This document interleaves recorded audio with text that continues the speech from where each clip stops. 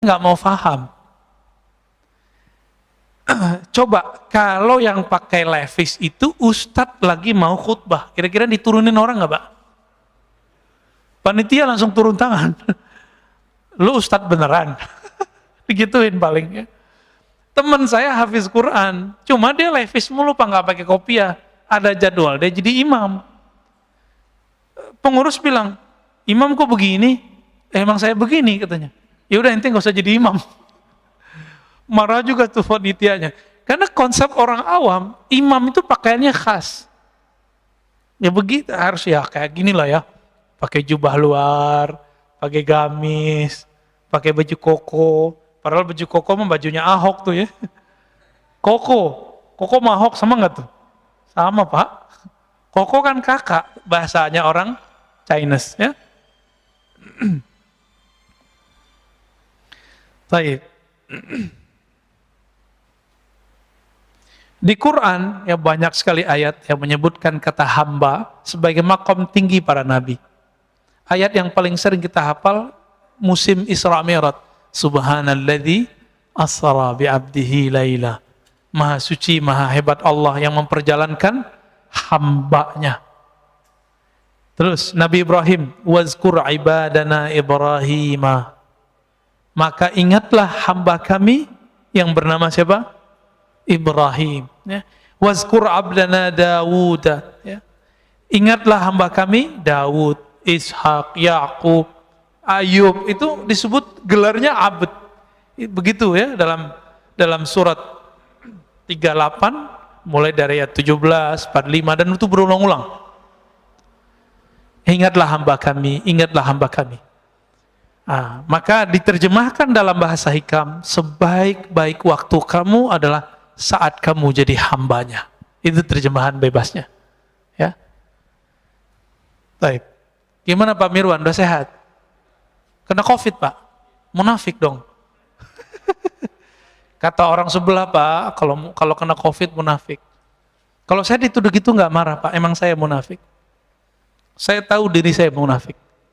Allah suruh banyak zikir, kita dikit zikirnya. Ya kan? Allah suruh sedekah, kita sedikit sedekahnya. Allah suruh senyum, kita sedikit senyumnya. Benar nggak kita munafik? Oh, kalau mereka orang suci, Pak, mereka nggak perlu ya. Tapi kalau datang COVID langsung habis deh. Gimana? Langsung tanya jawab atau gimana? Atau langsung hikam? Kayaknya lanjut hikam ya. Ini bagian akhir lah ya. Ciri-ciri doa kita langsung diijabah Allah. Mata atlaqa lisanaka bit-talab fa'alam annahu yuridu an yu'tiyaka. Kapanpun saatnya atlaqa, Allah mengitlakkan. Apa arti itlak? Melancarkan lisanmu sehingga tidak ada beban dalam melafazkannya, dalam memintanya. Fa'alam, maka ketahuilah saat itu Allah sudah langsung menjawab. Saya mau tanya lagi, Pak, adakah di dunia gerakan yang bukan digerakkan Allah?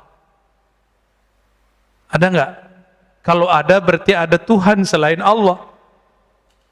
Gimana? Jadi yang gerakin kita doa itu siapa sih? Allah. Kita usaha, mentok, pusing. Tahu-tahu kita ada aja jalannya. Yang membuka jalan itu siapa? Kita atau Allah? Oh, itu kan koneksi saya, Ustadz. Kita sudah menuhankan diri sendiri. Hati-hati. Afara'aita man ittakhadha ilahahu hawa. Maka apakah engkau melihat orang yang menjadikan Tuhan dia, pujaan-pujaan dia, yang dia puja-puji itu dirinya sendiri. Jika orang alim, dia merasa dirinya pinter. Tuh lihat saya, jamaah saya banyak. Gitu. Tuh lihat saya, ilmu saya banyak. Nah, orang begini sudah menuhankan dirinya. Mau dia gelarnya mursyid, mau gelarnya doktor, LCMA, kiai 1000 kali, itu tetap di dalamnya iblis. Orang yang memuji-muji dirinya sendiri, itu iblis, Pak. Nauzubillah min dzalik. Kecuali dia memulangkan pujian itu kepada Allah Subhanahu wa ta'ala. Yang berhak dipuji siapa? Allah. Ya. Maka orang yang memuji dan memusuhi kita itu gerakan dari Allah. Marah gak Allah menggerakkan? Marah gak? Maka jangan terlalu senang dipuji orang, jangan sedih juga kalau dicaci maki orang. Karena itu semuanya gerakan dari Allah. Wa ma tasyauna illa ayyasha Allah. Tidaklah engkau berkehendak kecuali kehendakmu tunduk kepada kehendak Allah Subhanahu wa taala. Ada seorang anak muda, belagunya bukan main ngomong kepada saya, ya. Kita ngaji hikam, dia seorang marketing. Dia bilang, Ustadz tuh nggak ngerti ilmu marketing. Oh iya, terus gimana? Marketing itu kita harus campaign, iklan, bla bla bla bla, segala macam dia ngomong. Setengah jam dia ngaji hikam Pak jadinya. Hikam malah dia. Oh gitu ya, saya yain aja. Ya. Karena orangnya udah nggak bisa masuk, jadi udah defense. Ya. Sekali doang ikut kajian kita udah nggak mau ikut lagi. Kita ngasih rahasia rezeki biar dia nggak terlalu nafsu, terobsesi. Ntar kalau dia terobsesi tinggi, merasa ilmu marketingnya yang bikin laku, gagal Pak, stres. Makanya banyak orang marketing tuh stres. Tiap hari itu lebih stres dari tukang cangkul Pak. Orang nyangkul di sawah, pulang-pulang capek, tidur. Orang marketing udah jam 1 malam masih mikirin besok mau ngapain gitu. Nggak keringetan, malah kerja di bawah AC. Tapi pikirannya tertekan terus ya. Gimana? Pakai kecerdasan dia. Sahabat saya jadi fundraiser di salah satu lembaga zakat terkenal di Indonesia. Orang tamatan kuliah dakwah Pak. Nggak ngerti ilmu marketing versi ilmu marketing konservatif sekuler. Konvensional lah istilahnya ya. Karena sekarang ada istilahnya hukum positif, bank konvensional gitu ya. Ini nggak punya tuh ilmu begitu. Tapi ketika dia jadi direktur fundraising, kenaikan fundraising itu melewati direktur-direktur sebelumnya yang ahli manajemen dan ahli marketing. Saya candain, Tat, ente pegangannya apa gitu? Ente pakai pelet ya gitu, candainnya Pak. Enggak, saya cuma pakai roti bulhadar, roti bulatos aja Ustaz katanya. Maksud roti bulhadar, roti bulatos isinya apa roti bulhadar, roti bulatos? Yang kita baca tadi, saat-saat dia merasa butuh memerlukan campur tangan Allah. Itulah marketing paling hebat Pak. Bapak kalau nggak percaya datang ke Majestic, ya. Ini ada sahabat saya di situ, dia punya butik dan batik ya, terus punya food court. Saya tanya, kamu pakai online nggak? Jauh sebelum zaman online begini nih. Enggak Ustaz, saya online ilallah katanya. Loh maksudnya gimana tuh Mas? Gitu. Saya itu Ustaz punya karyawan 40-an orang. Kami semuanya menghidupkan channel sholat duha katanya. Terus kalau kami doa, orang kan doa, jika ya Allah, jika rezeki kami di langit turunkanlah, di bumi keluarkanlah, jika jauh dekatkanlah, kan begitu. Kalau kami lebih eksplisit Ustaz, jika di langit ya Allah turunkan ke toko kami. Sebutin Pak tokonya. Jika di bumi maka keluarkanlah, antar ke toko kami. Yang minta sehari itu, jadi mereka sip-sipan sholat duhanya. Gantian. Jadi mulai dari jam 8 sampai jam 11, nggak berhenti tuh orang sholat duha. Mirip-mirip seperti ahbab tabligh, kalau mau jauh lah ada ahli zikirnya di pojok masjid. Serius Pak, sama. Lah ini marketing langit ini. Bisa begitu, dan ada aja yang datang.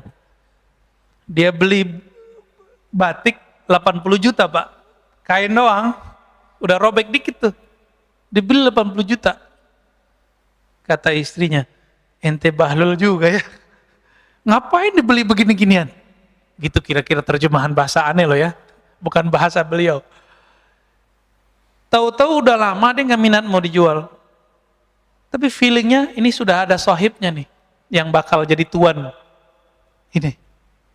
Ternyata Tiba-tiba ada orang Chinese datang.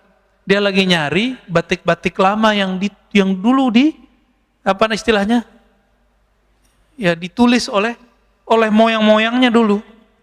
Ketemu berdesir, ditawar Pak, 2 kali lipat, dilepas. Tadi 80 sekarang jadi 160 ya, kurang-kurangan dikit lah.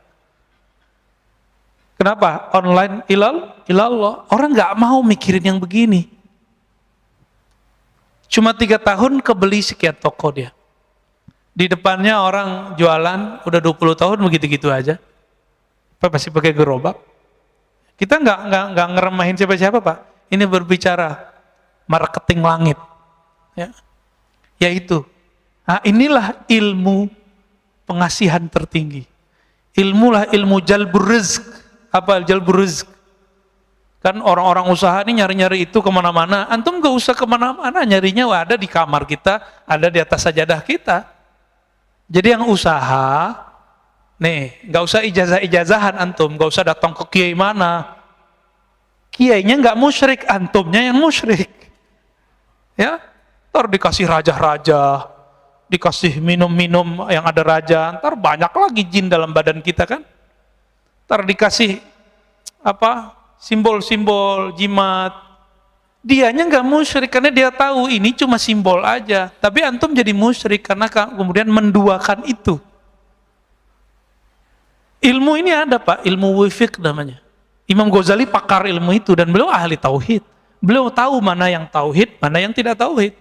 Cuma yang nggak ngerti bilang itu syirik kan. Dia lupa imamnya Ibnu Taimiyah, imamnya Ibnu Qayyim tuh ngerti ilmu ini. Dan Ibnu Qayyim membolehkannya dalam kitab Tibbun Nabawi, menganggapnya sebagai tib nabawi. Tapi dia hilangkan istilah wifiq. Jimat nggak ada istilahnya. Istilahnya diganti dengan kaf al-kitabah. Cari Tibbun Nabawi, antum kalau nggak percaya lihat di kitab itu. Sudah ada terjemahannya kan? Bab kitabah, tulisan, gitu judulnya. Malas baca sih ya, dari dulu aneh udah sampein soalnya.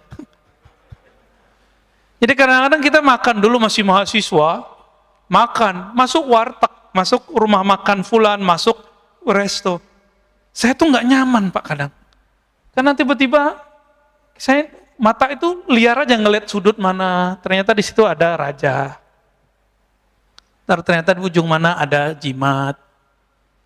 Nah itu bikin nggak nyaman tuh makan di situ. Ya.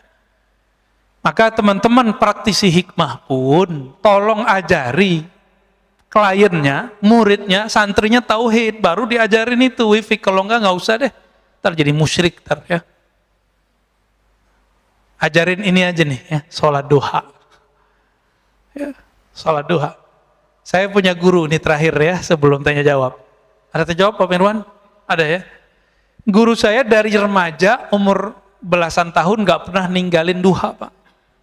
Itu kalau pagi-pagi beliau beli telur atau beli makanan untuk anak-anaknya, kalau belanja di toko kelontong, itu toko itu laku sampai malam Pak. Kenapa? Berkah sholat dia. Dimanapun dia jalan diberkahi Allah. Ada dalilnya nggak tuh? Musyrik nggak tuh? Baca kitab biar nggak jadi musyrik.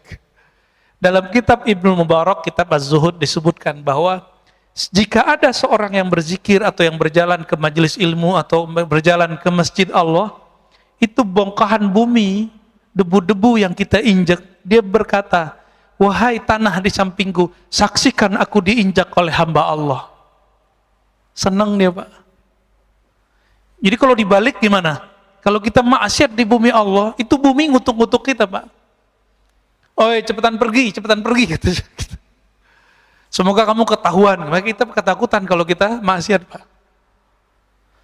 Allahumma sholli ala nabiyina Muhammad. Di dalam Al-Quran surat Ali Imran sebagai ayat pamungkas daripada hikam ini, Allah Subhanahu wa taala berfirman, "Walaqad nasarakumullah bi Badrin wa antum adillah."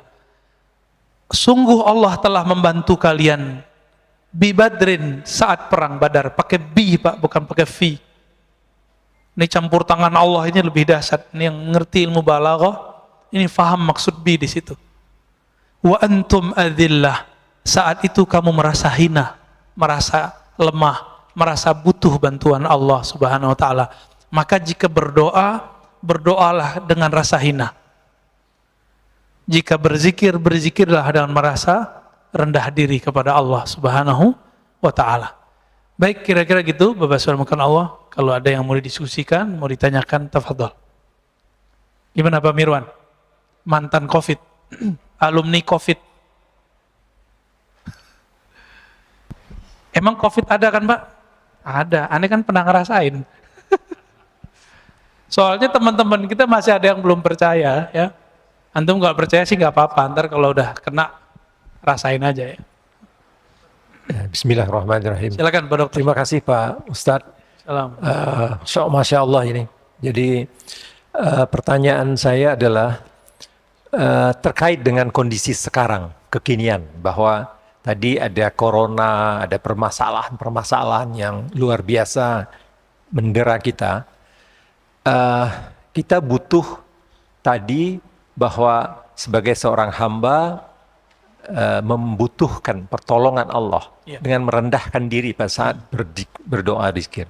Nah, untuk bisa sampai pada level ketawakalan sempurna, ya jadi seorang hamba yang mengandalkan Allahnya untuk sampai pada level di mana tadi la khaufun alaihim tadi yang Ustaz sebutkan, tidak ada rasa takut.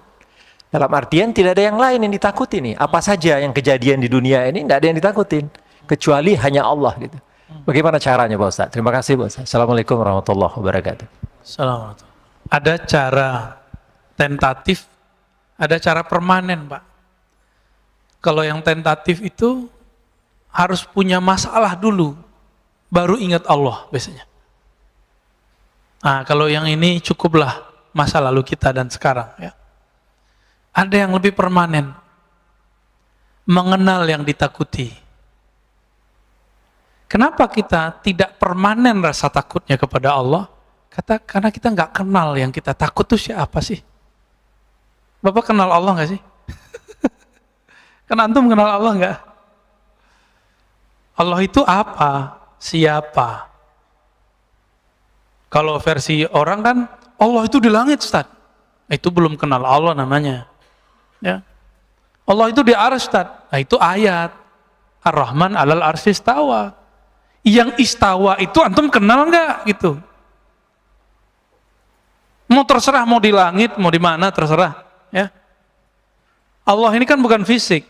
Disebut Allah di atas langit, Allah disebut Allah di atas arsy nggak ngefek, Pak. Kan dia bukan jisim. Kenapa kita berdebat di luar sana, Allah di mana, Allah di mana, Allah di mana? Karena kita masih menjisimkan Allah tanpa kita sadari. Menganggap Allah itu benda. Sesuatu benda. Maka sampai keyakinan mereka yang mengatakan apa? Yang meyakini Allah tidak berarah di atas langit atau di atas arsy seperti diam. Meyakini Allah tidak ada. Berarti sebelum arsy nggak ada, Allah nggak ada dong. Dulu arsy pernah nggak ada nggak? Atau alas adanya bareng sama Allah?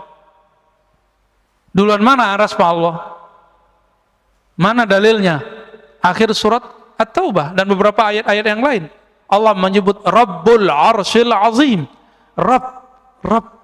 Allah pencipta. Apa arti Rabb? Pencipta. Pencipta arsy yang besar. Jadi arsy yang besar aja Allah yang ciptain kok Pak. Nah, maka Nabi kalau lagi ada karbun artinya masalah. Itu doa favorit saya kalau baca zikir pagi sore salah satunya. La ilaha illallahul alimul azim. La ilaha illallah rabbul arsyil azim. La ilaha rabbus samawati wa rabbul ardi wa rabbul arsyil karim. Tiada yang berhak disembah kecuali Allah. Tiada Tuhan pencipta langit dan bumi. Dialah ya Rabbul Arsyil Azim, pencipta arsy yang besar. Apalagi cuma corona yang kecil. Kelihatan nggak corona?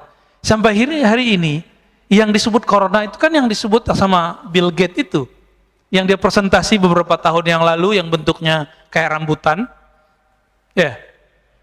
Jadi kita sudah terbawa oleh dia. Maka sekarang di mana-mana gambarnya begitu. Padahal belum tentu begitu juga, Pak. Ya, pinter ya. Jadi maling teriak maling, Pak. Makanya wajar ya. Vaksin versi lawan dia nggak diakuin. Karena dia mau jualan vaksin juga. Ustadz konspiratif. Emang ada di dunia yang tidak pakai konspirasi? Antum dagang aja konspirasi loh. Kita dagang aja konspirasi nggak? Contohnya gini. Orang megang handphone setiap hari lebih lama daripada nonton TV. Maka sekarang orang antum nonton YouTube sekarang lebih banyak daripada nonton TV, ya nggak? Itu pakai otak konspirasi loh. Sekarang jadi marketing namanya. Maka dipasanglah iklan banyak-banyak. Yang lucunya pas pengajian lagi ya. Maka antum yang pakai channel pribadi tuh, tapi isinya ceramah, itu duitnya syubhat, harus dibagi tuh. Wajib dibagi kalau dapat duit. Ya. Harus dipakai untuk jalan dakwah, kalau enggak kualat. Rasain aja ntar. Ya. Karena pembersihnya cuma jalan dakwah. Jadi antum yang punya tabungan-tabungan samar-samar, nggak usah khawatir, pakai di jalan dakwah. Tapi jalan dakwahnya jangan salah dakwah. Ntar dakwah-dakwah teroris lagi yang dibantu. Ya. Jadi apa yang harus kita lakukan? Ma'rifatul ma'bud, mengenal yang kita anggap kita takut itu. Bapak karena kenal istri, maka cintanya permanen, Pak. Walaupun istri sudah ubanan, benar nggak, Pak? Bapak kan ubanan soalnya. Saya ngeliat rambut Bapak aja. Tetap cinta kepada istri. Kenapa? Saya kenal dia semenjak dia belum ubanan gitu. Ada orang cantik bukan main, tapi ketus. Bapak seneng nggak? Jadi cantik fisik itu dia cuma enak di mata. Pas ngomong nggak enak di telinga, maka dia nggak cantik lagi. Cantik-cantik kok ketus. Nah, itu cara kita membatalkan kecantikan dia. Apalagi nyebelin, apalagi matre. Oh, capek lagut ya.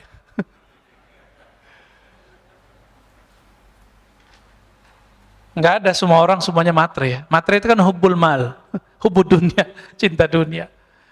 Oke, ada lagi? Ya, silakan Pak. Di belakang.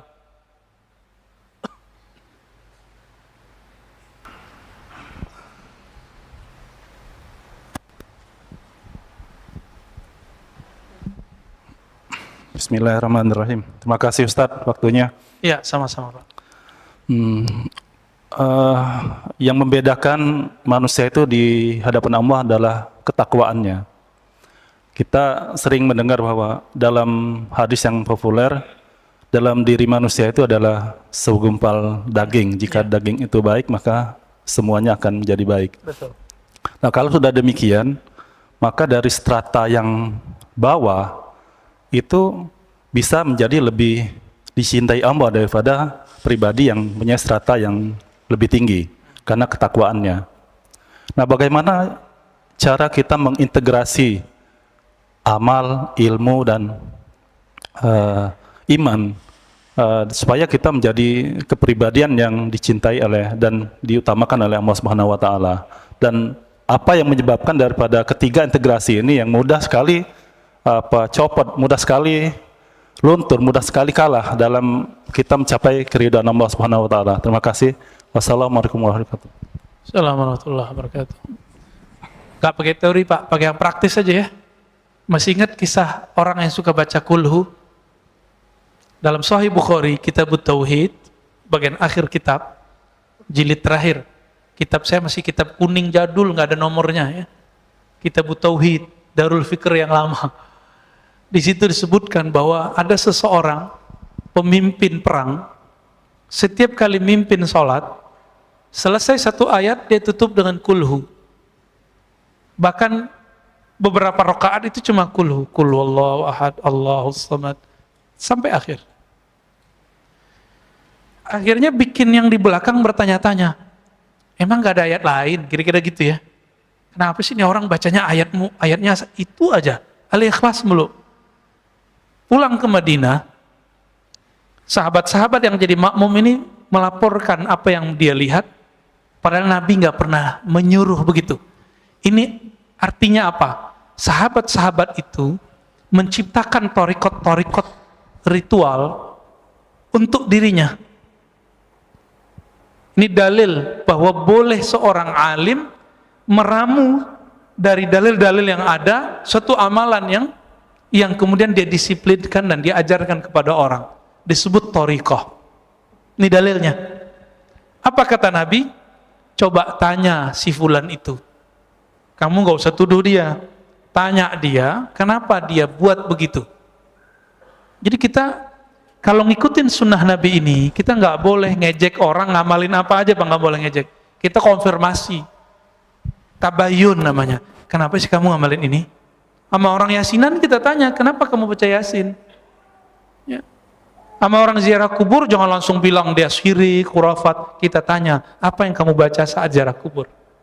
Baru bilang syirik atau nggak syirik. Maka sahabatnya nanya, datang, wahai panglima kami, jenderal kami, kenapa engkau suka baca kulhu di setiap gerakan sholatmu, setiap rakaatmu?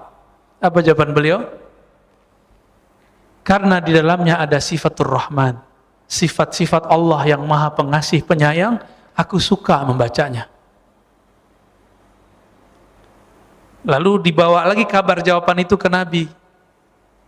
Nabi kemudian mengatakan, sampaikan kepadanya.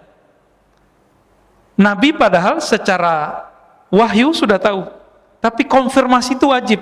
Maka mursyid-mursyid, ahli-ahli firasat, kita nggak boleh berhukum dengan kasyaf. Kita bolehnya berhukum kalau sudah konfirmasi.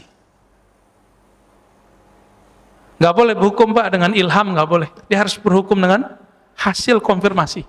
Walaupun antum sakti mandraguna, ya, nanti banyak salah. Tak kayak zaman pilpres kemarin lagi, ya. Ya.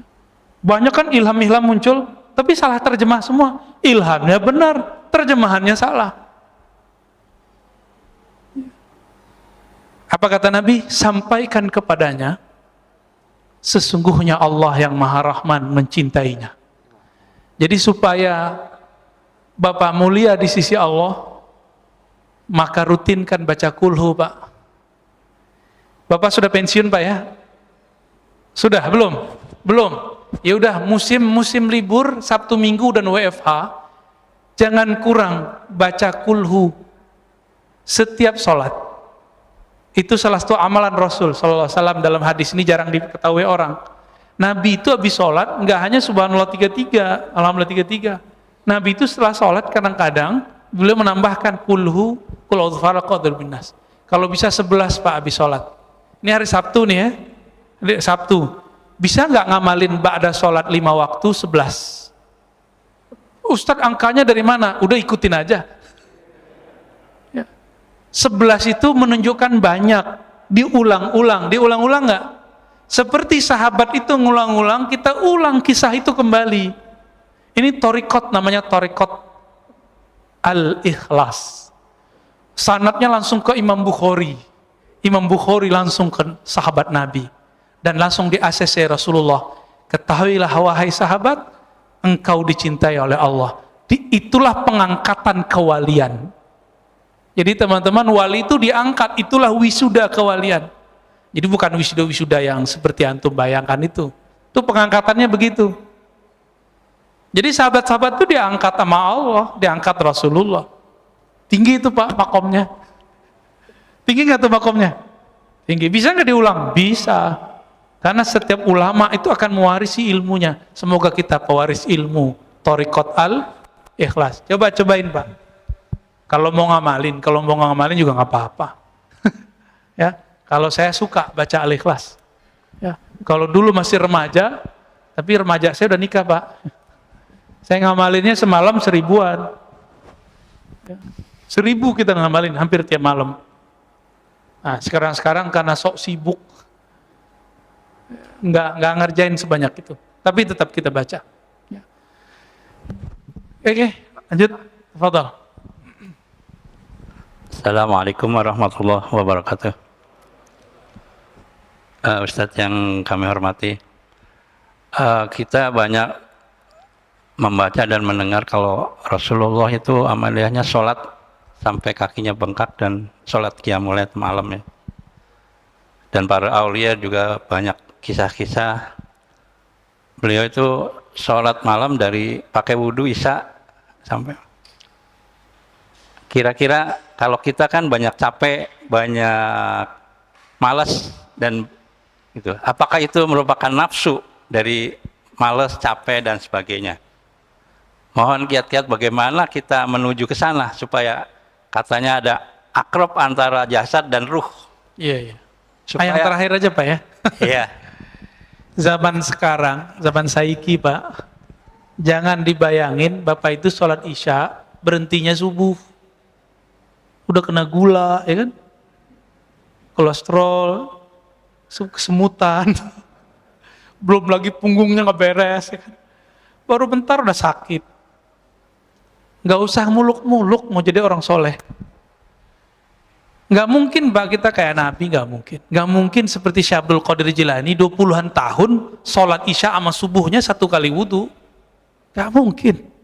Abu Hanifah puluhan tahun, Imam Abul Hasan Asy'ari 20 tahun beliau sholat isya dan subuhnya satu wudhu. Abul Hasan Asy'ari yang dihujat-hujat sama mereka sekarang ya, akidah Asy'ariyah. Terus gimana? Jadi ada eksperimen, saya suruhlah salah satu teman-teman saya ini zikir semalaman. Ente jangan tidur ya. Bener nggak dia nggak tidur Pak? Nggak ada. Baru baca zikir 5 kali ngorok. Terus next pekan depan datang ke rumah. Kita aja ngobrol ma'rifatullah sampai subuh nggak tidur-tidur dia. Sama kayak nonton bola. Cuma yang ditonton bola. Nonton bola asik gak? Asik. Kenapa asik? Karena Bapak tahu ilmu sepak bola. Saya nggak ngerti Pak ilmu sepak bola. Saya bingung tuh. Ini bola kok ditendang-tendangan, direbut-rebutin. Menurut saya itu orang nggak kurang kerjaan. Tapi bagi yang senang bola, asik nggak nonton bola? Nonton doang loh. Nah, kenapa sholatnya Nabi, sholatnya wali itu bisa nggak berhenti-berhenti, baru berhentinya subuh? Karena dia tahu siapa yang disembahnya. Maka majelis mengenal yang disembah harus lebih banyak daripada majelis menyebut-nyebut nama yang disembah. Jadi majelis zikir itu seharusnya nggak lebih banyak daripada majelis ma'rifat. Cuma orang kan nggak mau. Kalau majelis ma'rifat sama, mulainya jam 11, jam 12 malam sampai subuh. Duduk aja Pak kita ngomongin Allah, gosipin Allah kita kerjaannya. Suatu kali sahabat bercerita, sahabat Nabi, kami habis subuh diberi muhadharah pengajaran oleh Nabi. Berhentinya nanti zuhur, sholat. Habis zuhur lanjut asar, habis asar lanjut maghrib, sampai besok subuh lagi, sampai besoknya lagi 2 hari 2 malam. Mereka lupa makan, lupa minum. Tuh kalau sudah jadi makhluk ma'rifatullah tuh begitu. Ini ilustrasi dekatnya apa? Nggak usah jauh-jauh. Kita punya teman nggak direstui oleh keluarganya untuk menikah. Dia udah demen sekali sama calonnya ini. Apa kata si perempuan? Mas, kalaupun saya diusir dari keluarga, kalaupun saya jadi tukang goreng, saya jadi tukang apa, yang penting saya sama ente katanya. Gombal. Paling tahan seminggu minta cerai. Nggak tahan kan dikasih angin. Tapi begitu kira-kira, kenapa ada orang di luar sana hidup bertahan, hidup susah bersama kekasihnya? Karena dia cinta dengan pasangannya. Tapi kita ini lebih percaya ke pasangan daripada Allah Subhanahu wa ta'ala. Jadi caranya satu aja Pak, sama, kenali yang disembah. Rasulullah itu bisa kakinya kapalan sholat karena beliau kenal yang disembahnya. Nah, kita terbalik, kita memulainya dari kuantitas amal, bukan dari kualitas pengenalan yang disembah.